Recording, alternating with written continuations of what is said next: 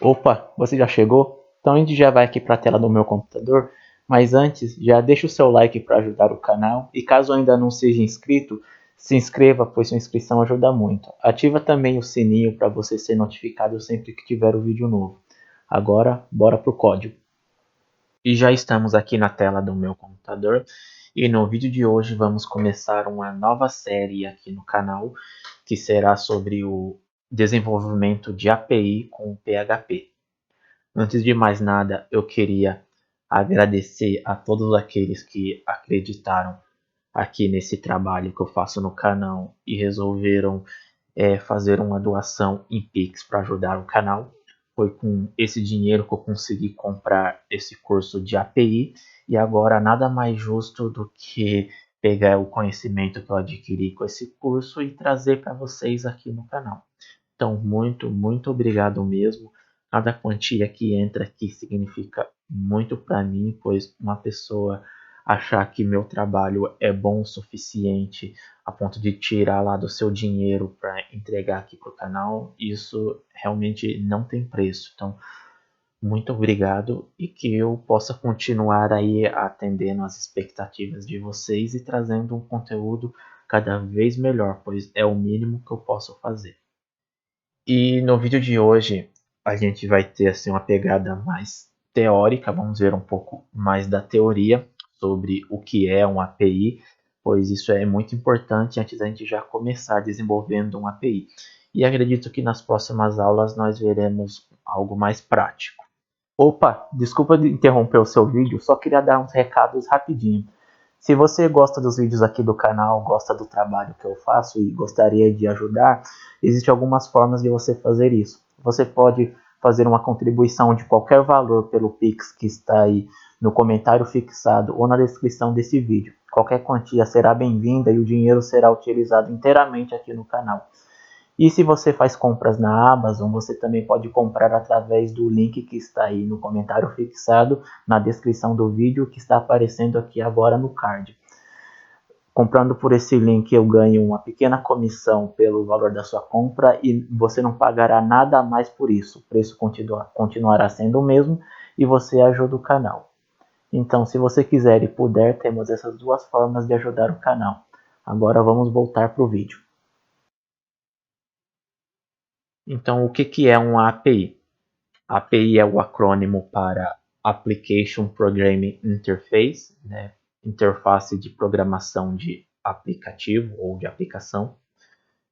E um API serve para promover uma conexão entre um usuário e um cliente, sem que um não precise saber a respeito da tecnologia que o outro usou. Então, por exemplo, nós podemos desenvolver uma API em PHP e o cliente e o usuário, né, ser desenvolvido em JavaScript e o JavaScript fazer uma requisição para a API em PHP e um não precisa saber que um foi desenvolvido em JavaScript e o outro em PHP. Os dois são totalmente independentes um do outro. Então o JavaScript irá enviar a requisição para a API em PHP. A API em PHP vai receber os dados do JavaScript sem saber que foi desenvolvido em JavaScript, ele não precisa saber disso. Ele apenas vai pegar esses dados, trabalhar e vai devolver para o JavaScript. E o JavaScript também não precisa saber que essa resposta veio em PHP, ele simplesmente vai receber essa resposta e trabalhar com ela. Então a API serve para criar essa conexão entre tecnologias sem uma saber da linguagem da outra. Então você pode desenvolver aí um aplicativo mobile que faz uma requisição para um API em PHP sem que ele saiba que essa API foi desenvolvida em PHP. E quais são os tipos de API que podemos trabalhar? Os mais comuns são uma API pública, que é uma API que é disponibilizada para qualquer um utilizar. Ela pode requerer algum nível de autenticação, como por exemplo um token, para evitar abusos. E aí temos também a API privada, que é uma API utilizada para os sistemas da própria empresa, e aí ela sempre vai exigir uma autenticação. Então, uma empresa aí qualquer pode desenvolver uma API privada apenas para os funcionários utilizarem. E aí eles vão ter que serem autenticados, né, com login, senha, alguma coisa para que só eles tenham acesso à API. E aí, e por fim, temos as APIs de terceiros, que são as APIs desenvolvidas com algum fim comercial ou para alguém utilizar, como por exemplo a API do Facebook ou a API dos Correios para se buscar o CEP. Então, essa é uma API que será disponibilizada e também ela pode exigir algum nível de autenticação. E como que essa comunicação com a API é feita? Como nós vimos, né, a API ela promove essa comunicação entre um usuário e o cliente. E como que ela é feita? E essa comunicação é feita por meio do HTTP, Hypertext Transfer Protocol, protocolo de transferência de hipertexto. O HTTP ele é um conjunto de regras e protocolos para transferências de dados pela internet. Então a aplicação ela faz uma requisição que a gente chama de request e devolve uma resposta, que é o que a gente chama de response. E essas respostas elas são recebidas geralmente no formato XML ou no formato JSON. O formato JSON ele é o mais utilizado e é nesse formato que a gente vai começar a trabalhar a partir da próxima aula.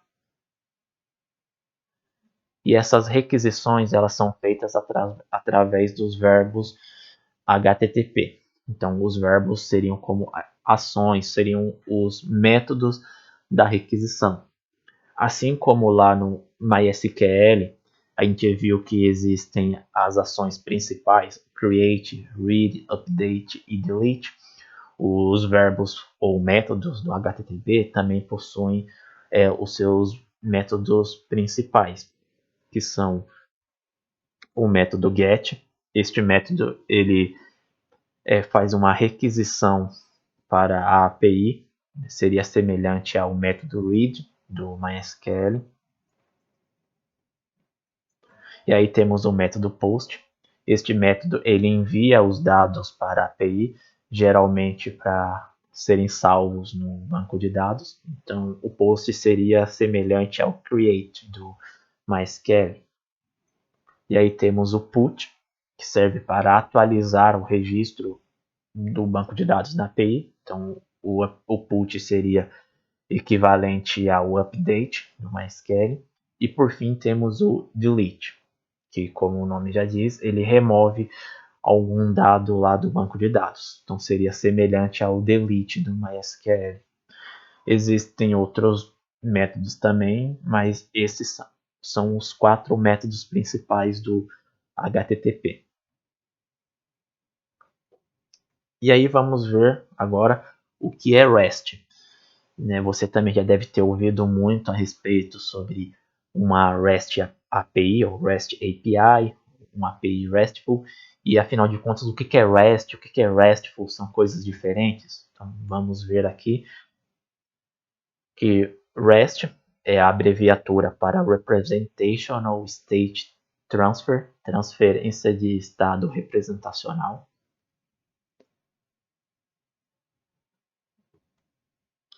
E o REST, ele nada mais é do que uma arquitetura de software. Então, ele é um conjunto de restrições que precisam ser seguidas para o desenvolvimento de aplicações.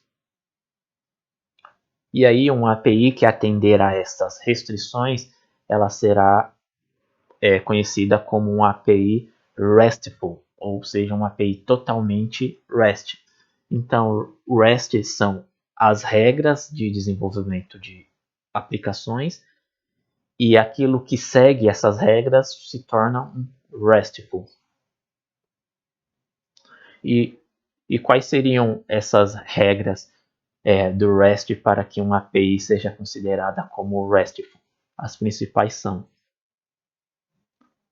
a desacoplação, como eu já falei, o cliente e a aplicação devem ser totalmente independentes um do outro, né? Devem ser separados. Então, posso desenvolver uma API em PHP e o meu usuário, né, o cliente, ele ser desenvolvido em JavaScript, e eles são independentes um do outro. Um não depende nada da linguagem do outro, são totalmente independentes, a ponto que se um dia eu trocar de API, né, a API passar a ser uma API desenvolvida em Python, por exemplo, eu não preciso mudar nada na parte do usuário, ele vai continuar sendo em JavaScript e ele vai continuar recebendo os dados. A outra restrição é o stateless, né? Significa sem estado. Isso significa que a aplicação ela não deve salvar nenhum dado enviado pelo usuário.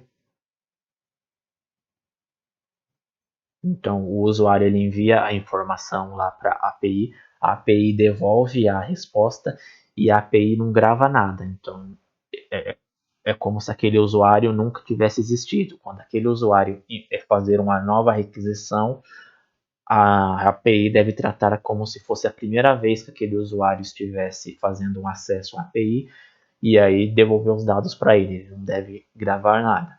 E não confundir isso com o nosso próximo tópico, que é o cache, pois uma API REST deve ser cacheada, né, para economizar o gasto de recurso.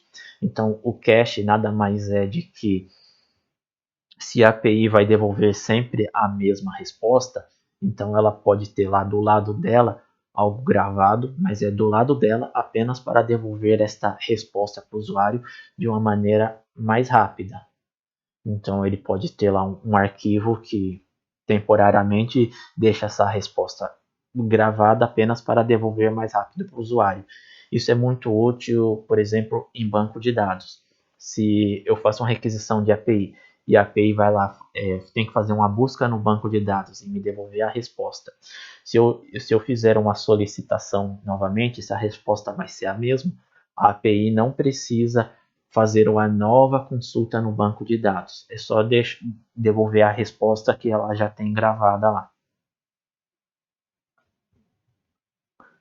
E o último tópico é a uniformidade, ou seja, as APIs que, que receberem uma solicitação para o mesmo endpoint, o endpoint eu até esqueci de explicar nos slides anteriores, é a URL ou o endereço da API. Então, as requisições feitas para o mesmo endereço devem devolver sempre a mesma resposta, não importa da onde vem. Não importa se vem de um JavaScript, de um PHP, se o endpoint é o mesmo, então a resposta também deve ser a mesma.